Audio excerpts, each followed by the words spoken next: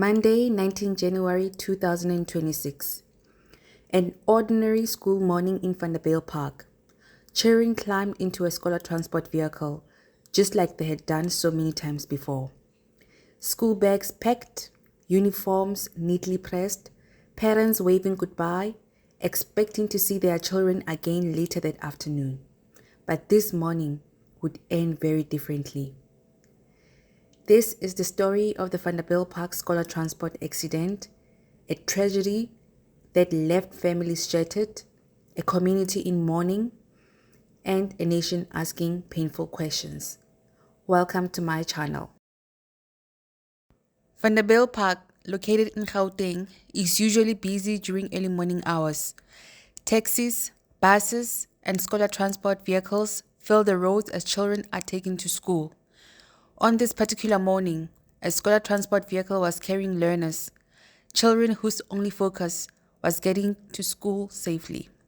Some were chatting, some were still sleepy, some were thinking about classwork, friends, or what they would do after school. None of them knew this would be their final journey. The children were from Vaal High School, Vaal Primary School, Suncrest High School, El Shaddai Christian School, School Vanderbijlpark, and Oliver Lodge Primary School. According to early reports, the scholar transport vehicle was involved in a serious collision along a busy road in the Vanderbijlpark area. The impact was sudden, violent, unforgiving, metal twisted, glass shattered, screams filled the air. Other road users stopped in shock, while nearby residents rushed towards the scene, desperately trying to help. Of us, even myself, when I saw it, I asked myself, my children are using a scholar transport to school, and one will ask yourself, what if it was in their takes, so these are some of the things that are really hurting to the people. So we are requesting that let us have calm, let us have tolerance, and give space for the law enforcement to do what they can be in a position to do.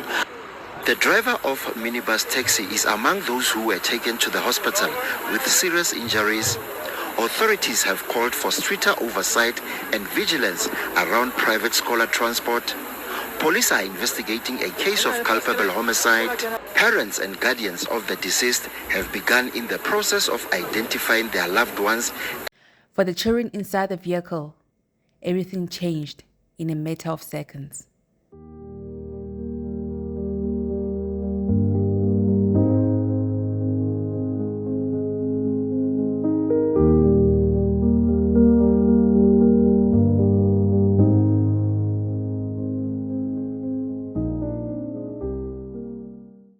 Emergency services arrived quickly. Paramedics worked under extreme pressure, moving from child to child, trying to save lives. Some learners were rushed to nearby hospitals with serious injuries. Others did not make it. Police closed off the road as forensic teams began their work, documenting the scene, marking evidence, and trying to understand what went wrong.